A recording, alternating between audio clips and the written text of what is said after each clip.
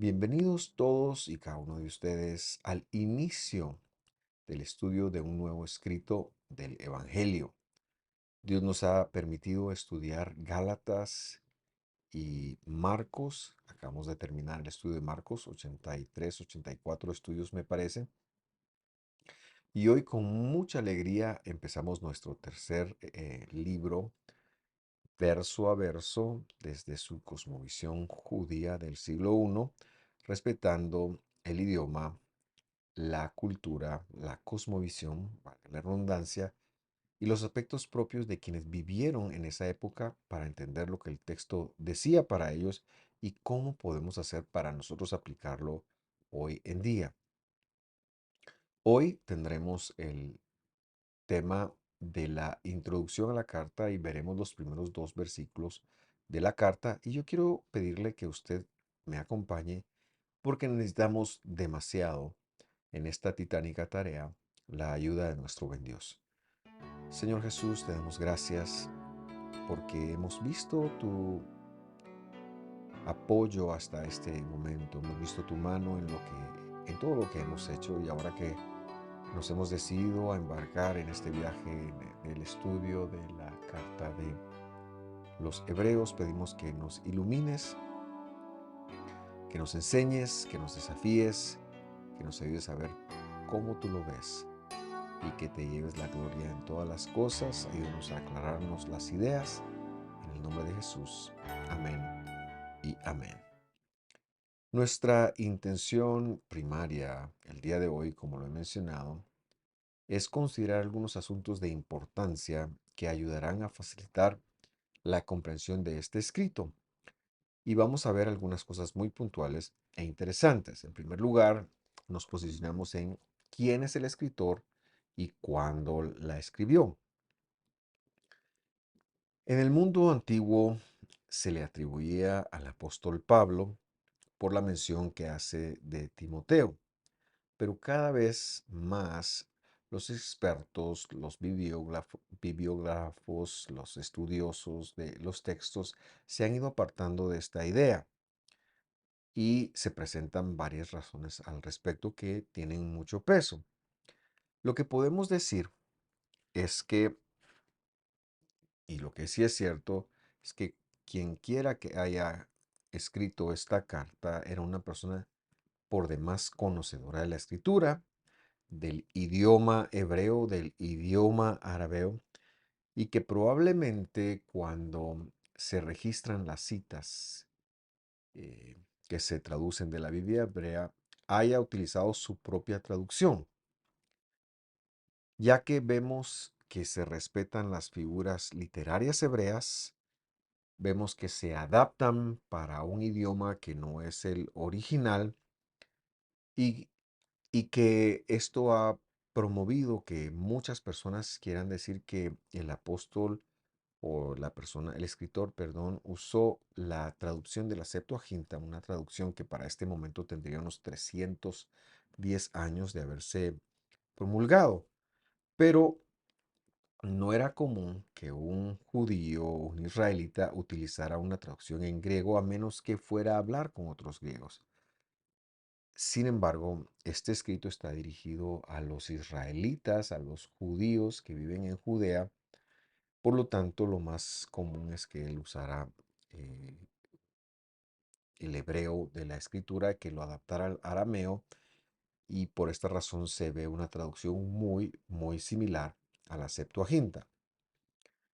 Ahora, lo que sí es claro del autor, quien quiera que haya sido, es que conoce las costumbres, conoce la escritura de pe a pa, ha sido probablemente un fariseo estudioso y apto para aplicar la interpretación como magistralmente lo hace, es decir, él tiene una facilidad para hacer una contextualización de lo que está escrito con lo que Jesús vino a ser. Por eso es que esta carta es muy importante que esté en el Evangelio y eran las razones por las cuales se le atribuía también a Saulo, porque quien lo hizo magistralmente en las cartas esta contextualización de Dios fue Saulo.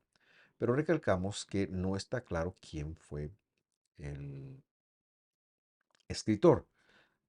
Esto nos lleva entonces a plantearnos más o menos cuándo fue escrita. Lo que sí sabemos es que se escribió antes de la destrucción del templo. Si tenemos en cuenta que la revuelta que originó dicha destrucción inició cerca del año 66, podemos establecer la fecha entonces probablemente desde la segunda parte de la década del 50, probablemente 57 en adelante, hasta el año 62 más o menos. Y ya justificaremos el porqué de ello. Ahora, la razón principal por la cual esta carta fue escrita es que los judíos mesiánicos, es decir, los judíos que habían creído en Jesús, que no son cristianos, todavía no hay cristianos, pero hay judíos mesiánicos que creyeron en Jesús, a quienes la carta les llama los hebreos, el autor está instándoles a que desistan de seguir haciendo sacrificios en el templo, porque el sacerdocio arónico, que había estado en pie desde el becerro de oro prácticamente con la construcción del santuario y que estuvo hasta el último de los sobrevivientes del sacerdote Aarón, unos 3 siglos, Junio cuarto, unos 3, 4 siglos antes de Jesús, ha sido reemplazado por Jesús. Lo que ahora se tiene, que todavía el templo está en pie, pero que el templo desde que fue conquistado por los macabeos y luego usurpado por los asmoneos, pues el templo se ha politizado demasiado y ahora se ha vendido al mejor postor. Y este es el partido que nosotros conocemos como a los saduceos, pero que representa la evidencia de que Dios ya no está ahí. Y por eso es que en Mateo 13 ha habido una profecía en donde Jesús ha dicho, señores, no va a quedar piedra sobre piedra. Ahora, regresemos a la fecha. Si tenemos esta razón en mente, entonces, de la idea de apartarse del sacerdocio arónico, tenemos que relacionar que en el año 62, según Flavio Josefo, este historiador judío, Jacobo, el hermano del Señor, dirigente de la iglesia, quien ha legislado en Hechos 15 cómo ha de ser el estudio, fue martirizado por el sacerdote principal Ananías, hijo de Ananías. Y la iglesia o la congregación de Génesis, que hasta ese momento sigue siendo el centro neurálgico de todo lo que está pasando, esta congregación ahora va a haber una pausa en su influencia porque es el mandato ministerial lo toma Simeón, un primo de Jesús. Él se dice que era un hijo de un hermano de José y toma una decisión que va a desconectar a la congregación, al centro, no solo de todo lo que tiene que ver con Judea, con Galilea, sino prácticamente con todo el imperio. Y es que a partir de esto, esta decisión que él toma, nunca más Jerusalén fue el centro de nada, sino que en cada lugar se empezaron a formar pequeños grupos que querían ver cómo se autogobernaban y bueno, ya en el siglo II vemos la influencia de las escuelas de Alejandría y de las escuelas de Antioquía. Siglo II después del año cero, me refiero, después de Jesús. También es importante mencionar que ya hay una congregación en Roma que por ser la capital imperial, pues también va cobrando un peso que después será muy influyente.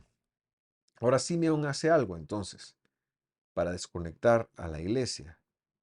No le parece como a la persecución o seguramente es prevenido por Dios de que algo está por pasar porque recordamos que Jesús había predicho la destrucción del templo. Esto no lo sabemos porque no está escrito, pero lo podemos suponer, ya sea que él lo intuyera o ya sea que él, Dios le avisara, toma a la congregación completa Y esto nos habla de lo hermoso que era ser creyente en esta primera congregación, pues en lugar de aferrarse a lo que pasó, la congregación completa se muda por 10 años al otro lado del río del Jordán, a una ciudad importante del otro lado del río Jordán. Por lo tanto, en el año 66, cuando los romanos sitúan Jerusalén, cuando destruyen el templo 3 años y medio después, cuando se dan todos estos problemas de la primera guerra judía, la congregación del Señor no está. Claro, esto tiene algunas repercusiones. En primer lugar, ellos pierden su contacto con todas las demás congregaciones que a lo largo del imperio se están dando y cada quien ha decidido autogobernarse. Y también les desconecta de los otros judianos, de los otros judíos que sí que, aunque no eran mesiánicos, los consideraban como parte de ellos y, bueno, no pueden creeros que estos judíos que se fueron con Matías, la iglesia de Pedro, la iglesia de los apóstoles, de la iglesia de Jerusalén, no haya sido solidaria con ellos. Entonces, si en el año 62 Simeón se lleva a la congregación, podemos decir que la carta no podría haber sido escrita después de esta época, después del año 62. Por eso decimos que es entre el 57 y el 62 que se lo escribe, porque es un llamado a judíos mesiánicos que creen en Jesús a que dejen de hacer sacrificios en el templo, lo cual nos lleva entonces a la razón principal, que es precisamente esta. En primer lugar, entonces, señalamos que el escritor está muy interesado en que sus receptores conecten que Jesús es mayor que los ángeles, que Jesús es mayor que Moisés, que Jesús es mayor que el mismo Satanás, que Jesús es el mayor de todos, y que de una forma didáctica puedan entender que es Dios mismo. Por lo tanto, hacemos una pequeña sinopsis de lo que es la carta, lo cual es Jesús es mayor que los ángeles, primer capítulo. El segundo gran tema es Jesús como Cohen Gadol, es decir, como sacerdote principal, la perfección del sacerdocio del Mesías, la fidelidad del Mesías, para cerrar con un apéndice y una conclusión.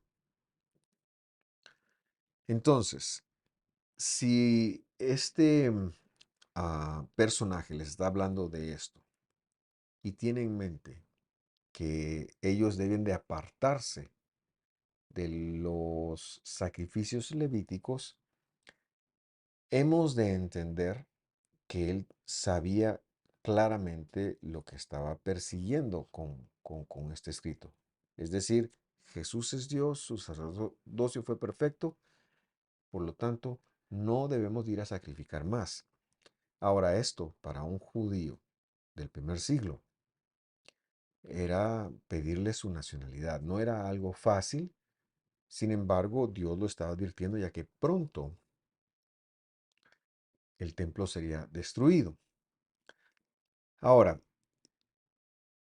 hay algunos estudiosos que, y esto es algo que se está debatiendo especialmente en gran manera en los últimos 50 años, que esta no fue una carta, que el escrito de Hebreos no es una carta, sino que es más bien una homilía.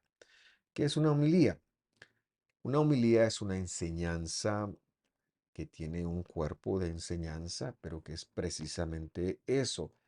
Las cartas tenían un destinatario claro, un escritor claro, un cuerpo de los asuntos a tratar.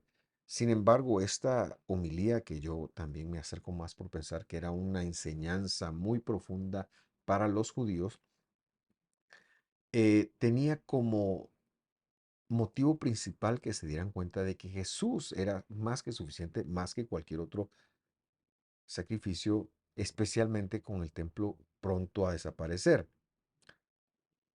Esta forma de escribirlo, de enseñarlo, entonces, por supuesto, inspirada por el Espíritu Santo, nos enseña muchas cosas importantes, sin las cuales el entendimiento del Evangelio mostraría una carencia importante. Es decir, este escrito es muy importante, sobre todo para nosotros los lectores no judíos, porque nos da una oportunidad de entender cómo es que Dios esperaba que fuera para aquellos que han estado dentro de la Biblia, dentro de los mandamientos, toda su vida, por generaciones, cómo era que se iba a vivir esta congregación nueva, cómo era que el pueblo prototipo se iba a hacer eh, vida. Y permítame explicarle un poquito.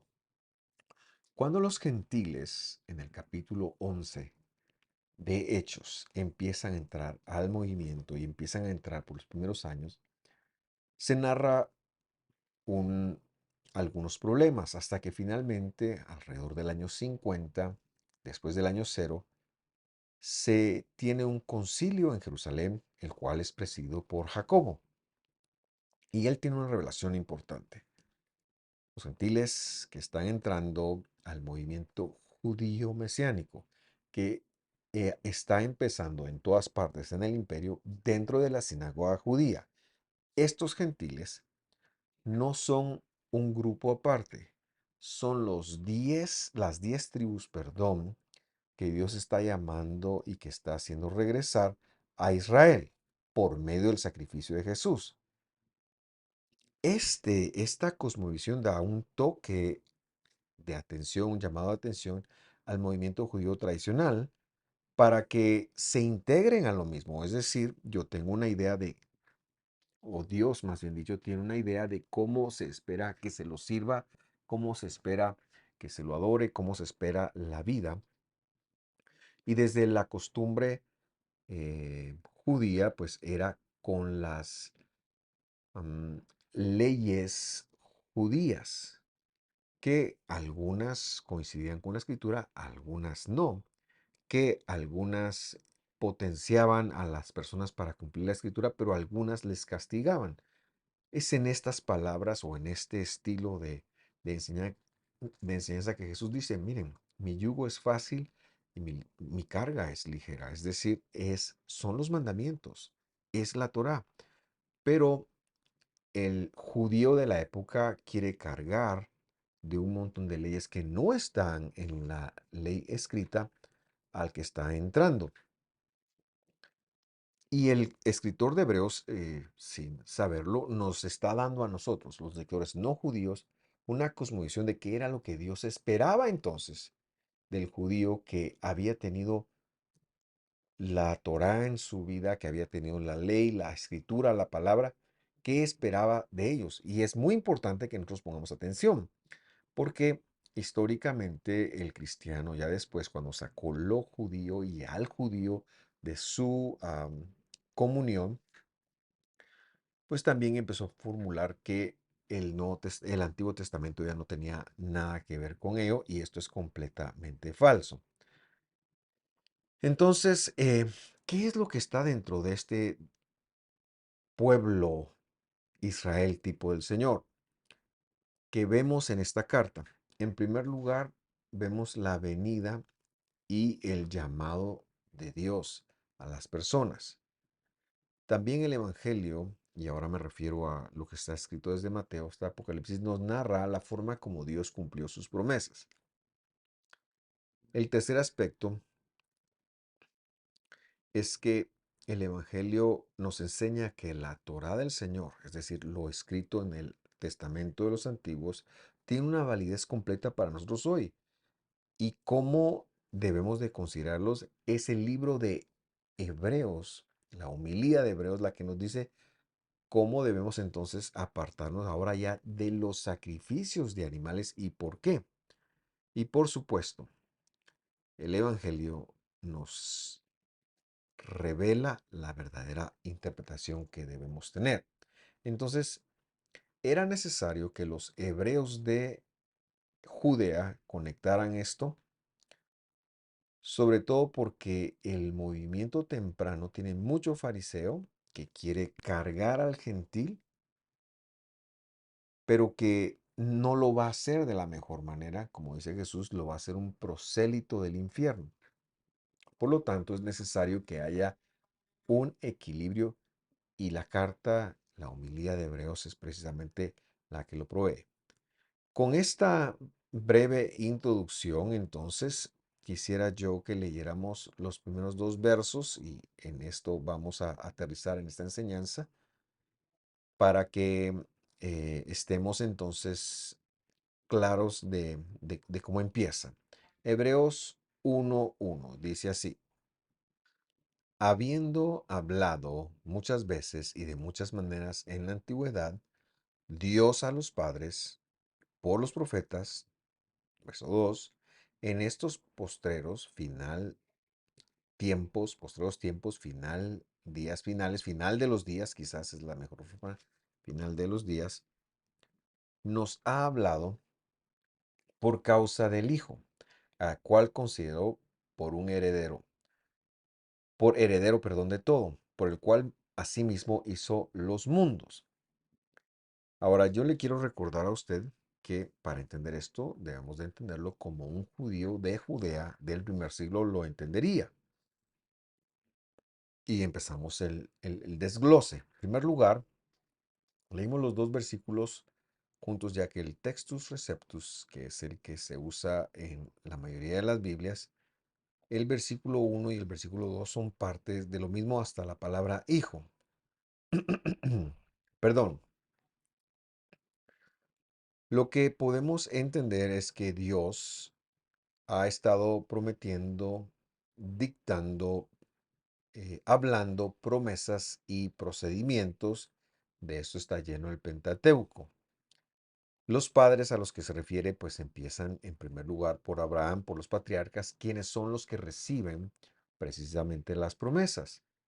Los profetas empiezan hablando por Moisés, que es el escritor de los primeros 5 libros, y de ahí cualquier otro escritor bíblico. Y él dice, ya tenemos la escritura, pero ahora Dios va a hacer algo. Y lo que sucede es que ustedes, por medio de los profetas, por medio de los que escribieron la Biblia, han recibido las promesas y los procedimientos. Pero luego usa una frase que a mí me gustó mucho. Ahí dice los postreros tiempos y también el final de los días. Ahora, para el lector del siglo XX y del siglo XXI, cuando hablamos del final de los tiempos, pues pensamos que esto está pronto a suceder.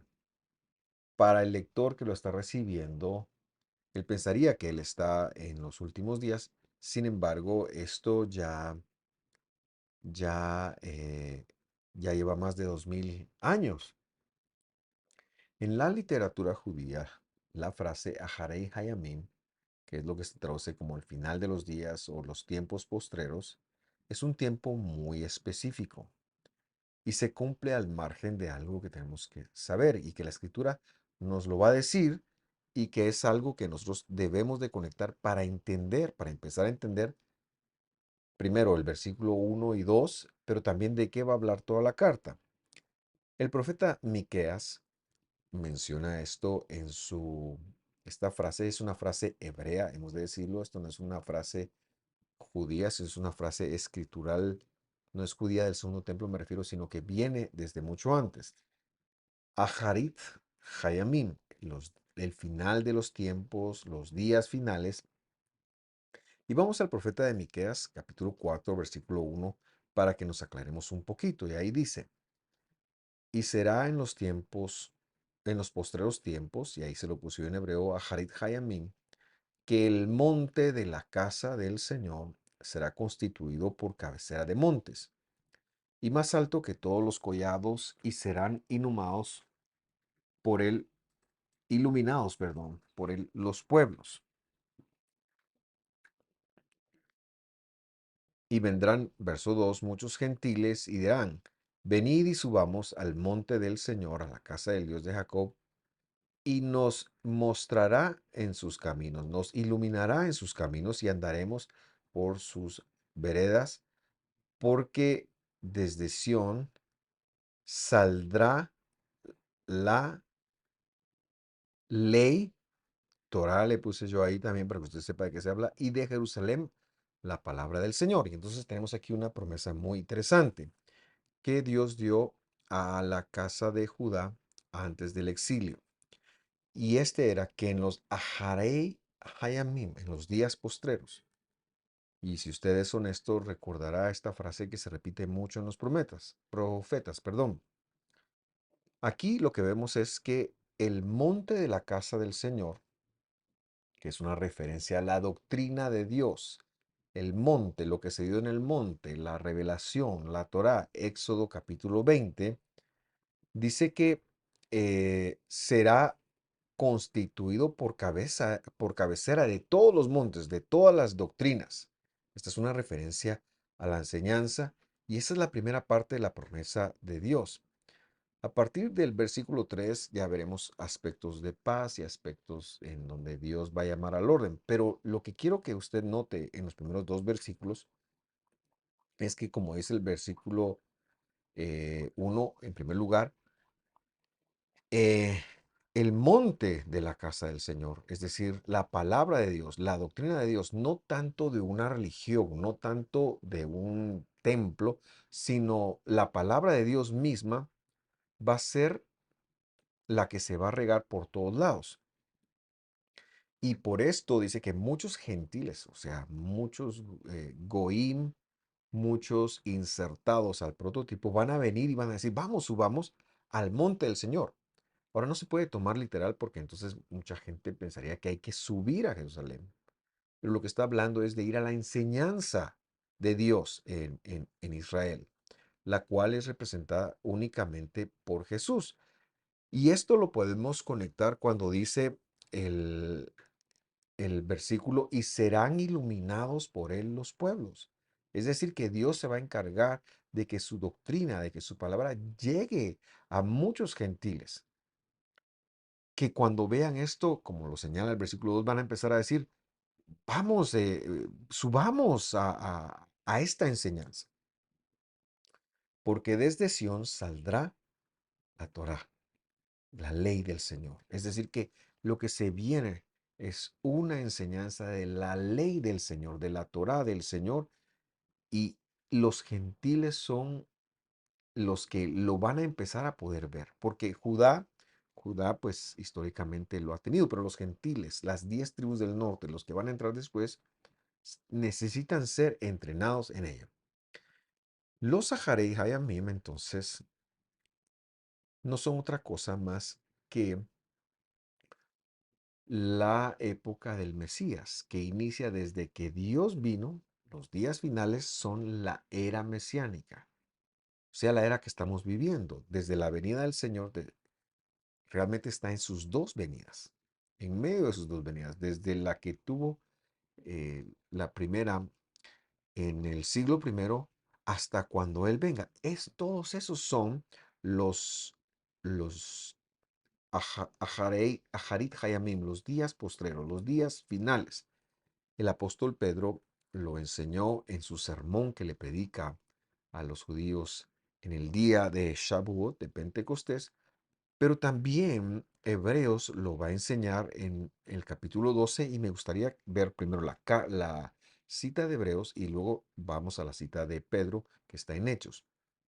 Hebreos 12:22 dice, ustedes, en cambio, han sido acercados al monte de Sión y a la ciudad de Dios, del Dios vivo, la Jerusalén celestial y a miradas de ángeles. Lo que estamos viendo es que el templo va a desaparecer, pero el pueblo de Dios está siendo acercado a la doctrina de Dios, que no la tenía completamente, porque necesitaba ser la doctrina de Jesús.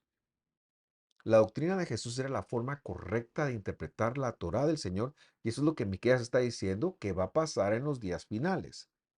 Entonces, los Saharei Hayamim, los días postreros, no son otra cosa más que la Torá de la boca de Jesús saliendo para las naciones. Luego dice el versículo 23, dice, a la asamblea general e iglesia, es decir, congregación de los primogénitos que están inscritos en los cielos, y a Dios, el juez de todos, y a los espíritus de los justos hechos ya perfectos, y a Jesús, mediador del nuevo pacto, y a la sangre rociada que habla mejor que la sangre de Abel. Entonces lo que podemos o que debemos hacer es hacer una relación de Hebreos 12, Hebreos 1 y Miqueas capítulo 4.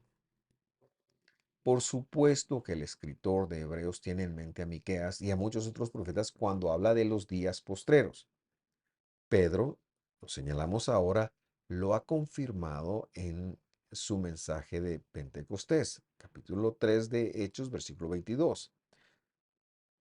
Él cita y dice, Moisés dijo, el Señor Dios, Adonai Elohim, sería esto en hebreo, les levantará a ustedes un profeta como yo, es decir, Moisés, de entre sus hermanos. A él prestarán atención en todo cuanto les diga. Verso 23. Y sucederá que todo aquel que no preste atención a aquel profeta será totalmente destruido de entre el pueblo.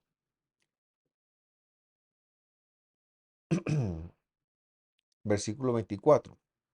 Asimismo, todos los profetas que han hablado desde Samuel y sus sucesores en adelante anunciaron estos días. ¿Cuáles días anunciaron? La era mesiánica. La era mesiánica. Nosotros estamos viendo ya en la era mesiánica, desde que el Señor hace su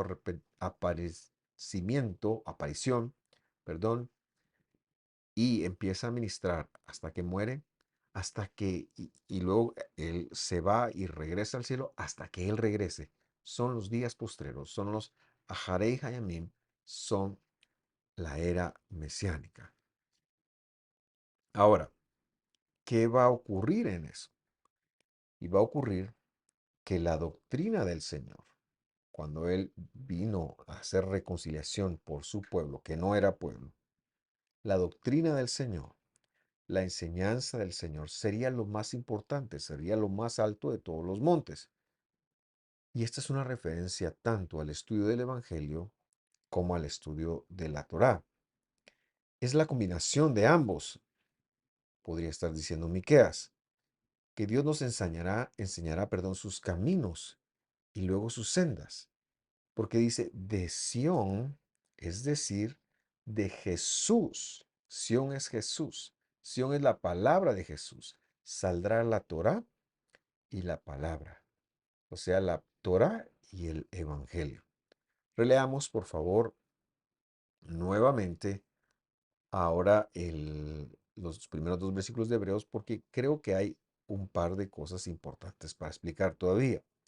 Dice, habiendo hablado muchas veces y de muchas maneras en la antigüedad, Dios. Y señalamos que no podemos entender a Dios como el ente divino ahí, sino que debemos de entenderlo como lo hubiera entendido un judío. Cuando existe la palabra Elohim, un judío del primer siglo interpretaba la plenitud de los atributos, no necesariamente Dios como una persona, sino todos sus atributos, los atributos de Dios reunidos, que fueron los que se revelaron, especialmente como lo hemos enseñado en las porciones semanales de la Escritura, especialmente el atributo del amor. Entonces, por eso esta es una palabra plural que ahora contextualiza todas los atributos, todo el abba en el cual habló. Entonces aquí estamos hablando de que Elohim, el atributo del amor, dio una promesa a los patriarcas. La promesa es simple. Yo seré su Elohim y ustedes serán mi pueblo. Es decir, yo seré su fuente, yo seré el Abba, yo seré el Padre para ustedes, yo seré el Dios para ustedes y ustedes serán mi pueblo. Y los profetas lo confirman esto. Luego dice que este Elohim ha hablado ahora, en nuestros tiempos, por medio del Hijo.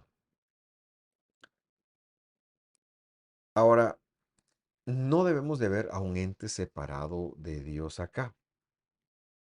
Si vemos a los atributos de Dios como como eso, como atributos. Y si vemos a Jesús como persona, no debemos de entender a un junior, sino que los atributos han designado la función del Hijo, pero algunos sinónimos tiene, como por ejemplo el cuerpo de Dios, lo designaron como el heredero.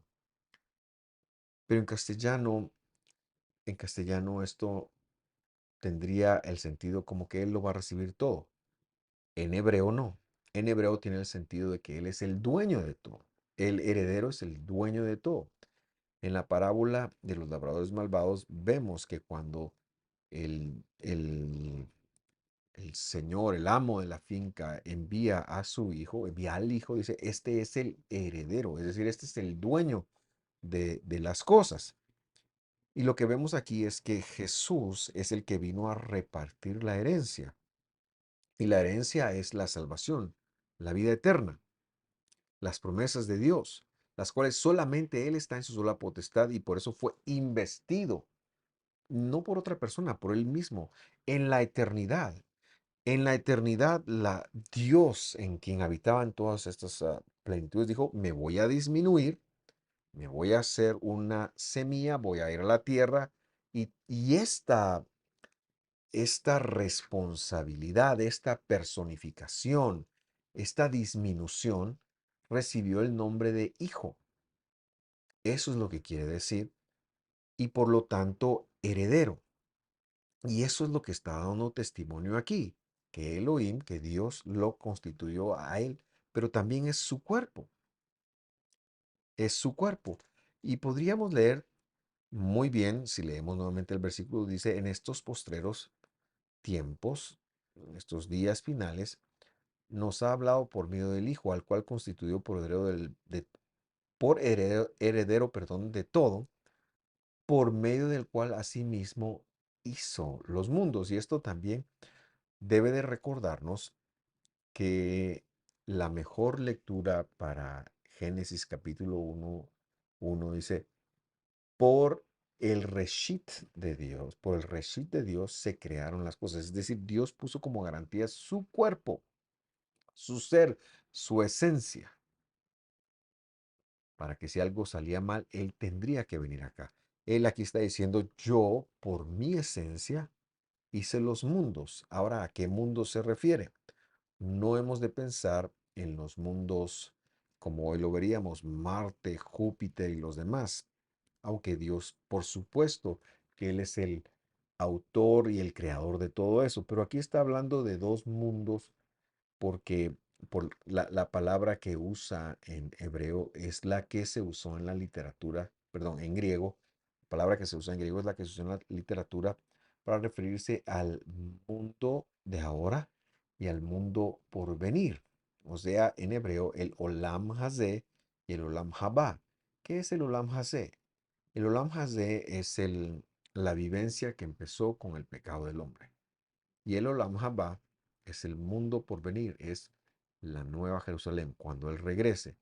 Por Él ser el dueño, el que viene a dar la herencia, Él entonces está presente en los dos mundos que hay, en el rango de tiempo este, como lo conocemos, que es el mundo de lo que se ve, el pecado, la temporalidad, la muerte, pero también el mundo por venir. Él es el dueño y estamos esperando la manifestación de Él.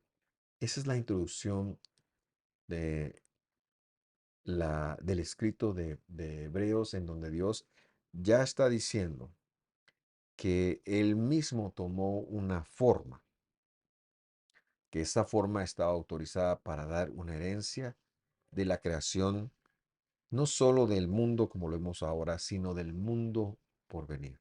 Es maravilloso y yo le animo para que usted nos acompañe estos próximos viernes. Estaremos tratando de ser lo más descriptivos posibles, pero hoy a manera de introducción yo quería compartir eso con usted.